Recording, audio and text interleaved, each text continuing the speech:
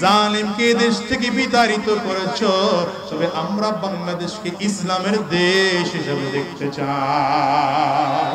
দ্বিতীয় নম্বর, রবের কাছে দিনের বেলায় মরতে মুজাহিদের মতো করে তৈয়ার হয়ে থাকো। উলামায়ে কেরাম যদি আবার কখনো ডাক দেন, উলামায়ে কেরামদের যদি আবার কখনো প্রয়োজন হয় দিন জিন্দা করার জন্য, আল্লাহর কোরআনকে জিন্দা করার জন্য, উলামায়ে কেরামদের ডাকে আমরা সর্বোচ্চ ত্যাগ দিয়ে উলামায়ে কেরামদের ডাকে সাড়া দেব। কারা কারা তৈয়ার আছে মুসলমান?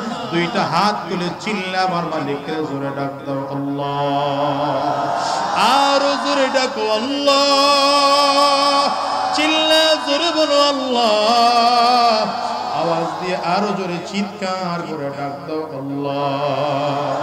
আয় আল্লাহ, আমরা তোমার নবীর উম্মত, তোমার গোলাম।